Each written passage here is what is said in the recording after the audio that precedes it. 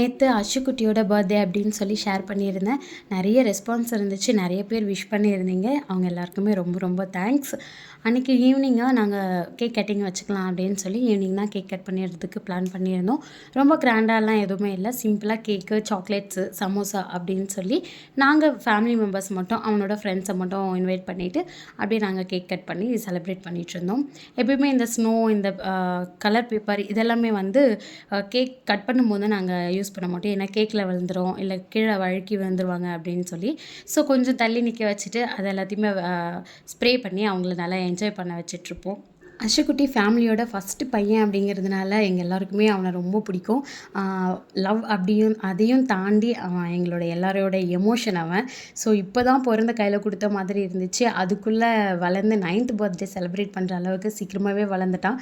கடகடன்னு ஓடி போகுது நாள் எல்லாமே. விஷ் பண்ண எல்லாருக்கும் ஒன்ஸ் அகைன் தேங்க்ஸ்.